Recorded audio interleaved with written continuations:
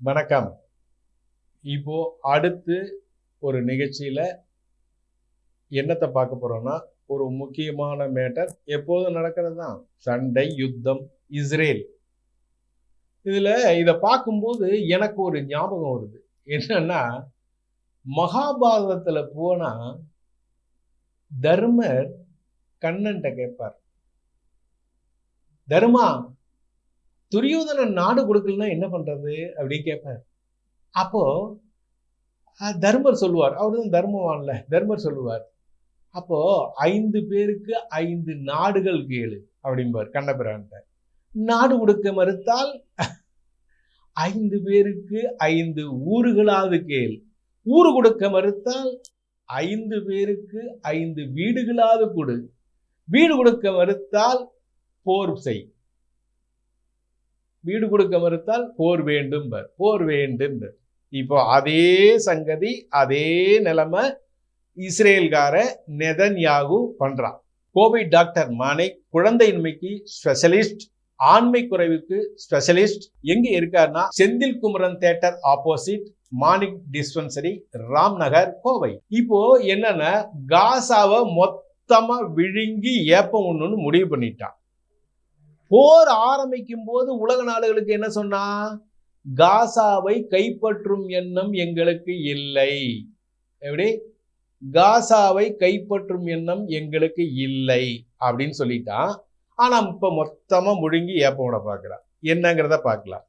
இப்போ காசாவில் பாத்தீங்கன்னா 86% நிலப்பரப்பை பிடிச்சிட்டா. ஆசை யாரை விட்டது? பேராசை தானே பெரிய நஷ்டம்.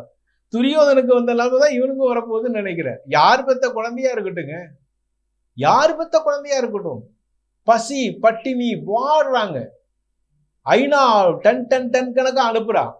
அதுல ஒரு லாரி அனுப்புறான். ஏற்கனவே எபிசோட்லயே சொல்லியிருக்கேன், ஒரு லாரி அனுப்புறான். சோத்துக்கு சண்டை போடுறாங்க, லைன்ல நின்று சண்டை போட்டு இருக்காங்க.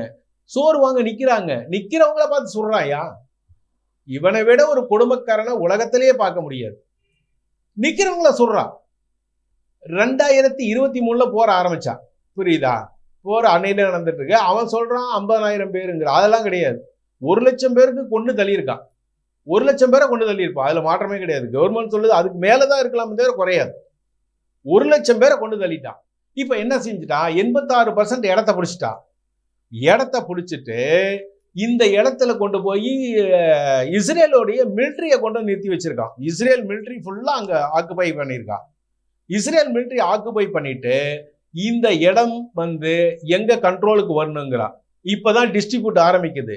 எதிர்கட்சிகளுக்கும் அதே மாதிரி இராணுவத்துக்கும் நெதன்யாவுக்கும். நெதன்யாவு ஒரு திருட. அவன் மேலே நிறைய, நான் தான் முதலே சொல்லியிருக்கேன், போர் நடக்கிறதுக்கு முதல் காரணம், முழு காரணம் அவன் ஜெயிலுக்கு போயிடுவான். போர் நடத்தலாம் அவன் ஜெயிலுக்கு போயிடுவான். அவனும் பொண்டாட்டியும் போர் நடத்தலாம், அவனும் பொண்டாட்டி ஜெயிலுக்கு போகணும். அதுக்காகவே போர் நடத்திட்டு இருக்கான். பல பேரை கொன்னு தள்ளிட்டு இருக்கான். உடனே இப்போ என்ன சொல்றான், எதிர்கட்சிகள் அதே மாதிரி பாத்தீங்கன்னா இராணுவமே எதிர்க்குது. ஏன் தெரியுமா? மொத்தம் 50 பணைய கைதிகள், புரியுது, 50 பேரை பிடிச்சி வச்சிருக்காங்க. அதுல இன்னும் 20 பேர் உயிரோட இருக்கான். நீங்க திரும்பியும் போர் ஆரம்பிச்சீங்கன்னா, காசாக்குள்ள எல்லாரையும் விரட்டினீங்கன்னா இந்த 20 பயண கைதிகள் இறந்துருவாங்க. அதனால இஸ்ரேல் ராணுவம் வேணான்னு சொல்லுது, எதிர்கட்சிகள் வேணான்னு சொல்லுது. இதையும் மீறிட்டு நான் போர் புரிவேன் அப்படிங்கிறான். இது எப்படி நடக்கும்? இதுக்கு இப்பதான் என்ன பண்ணிருக்கா, ஐநா, பிரிட்டன் போன்ற நாடுகள் எல்லாம் இப்ப எதிர்ப்பு தெரிவிச்சிருக்காங்க. எதிர்ப்பு தெரிவிச்சது மட்டும் இல்ல, இவனை அடக்கிறதுக்கு யார் இருக்கானே தெரியல. துரியோதன மாதிரி அழிஞ்சிட்டே இருக்கான். அழிவு அழிவு அழிவு அழிவு மேல் அழிவு. சார் அங்க அதாவது காசா ஸ்ட்ரிப்ங்கிற இடத்துல ஒரு மெயின் சிட்டியா இருக்கு. நமக்கு என்ன தெரியுது? Main city. அதுல 20 லட்சம் பேர் வசிக்கிறான். காசா ஸ்ட்ரிப்ல மட்டும் 20 லட்சம் பேர் வசிக்கிறான். காசாவில் 10 லட்சம் பேர் இருக்கான். இப்போ 10 லட்சம் பேருக்கும் இவன் என்ன சொல்றான்னா, அவங்க எல்லாம் அந்த காசாவில் இருக்காங்க இல்லையா, அந்த போராளிகள், அவங்க எல்லாம் ஆயுதத்தை கீழே போட்டுட்டு நிராயுத பாணியா நிக்கணுங்கிறான். யாரு? நெதன்யாகு சொல்றான். வேலியே பயிரை மேயுது. நிராயுத பாணியா நிக்கணும். காசா எங்க கட்டுப்பாட்டுக்குள்ள வரணும், காசாவில் மிலிட்ரியே இருக்கக்கூடாது, காசாவில் நாங்க தான் வைப்போம். காசா சேர்ந்து பாலஸ்தீனம். பாவண்டா, எத்தனை வருஷமா அந்த ஊர்ல இருந்திருக்காங்க. அண்ட வந்த நாயினி உனக்கு கொஞ்சம் போது இடம் கொடுத்தா பாருங்க, இடத்த கொடுத்தா மடத்தை பிடிச்சிட்டா, இடத்த கொடுத்தா மடத்தை பிடிச்சிட்டா. இதான் இப்ப நடக்குது. ஒண்ட வந்த இப்ப பாருங்க என்ன சொல்றான்னா, காசாவுல 10 லட்சம் பேர் இருக்கான். அந்த 10 லட்சம் பேரையும் அகற்றணுங்கிற. இன்னும் எத்தனை குண்டு தான் போடுவீங்க, எவ்வளவு பேரை தான் சாகடிப்பீங்க? இந்த 10 லட்சம் பேர் எங்க போவான்? அதுக்குதான் ஐநா, பிரிட்டன் போன்ற நாடுகள் எதிர்ப்பு தெரிவிக்குது. இந்த 10 லட்சம் பேரும் அகதியா தான் போகணும். சொந்த நாட்டுல வீடு கட்டி சொந்தமா இருந்தவனை ஏகப்பட்ட பேரை கொண்டு தள்ளிட்டா, இந்த 10 லட்சம் பேரையும் அகதியாக்கி தன்னுடைய கண்ட்ரோலுக்குள்ள வரணும்னு நினைக்கிறான்.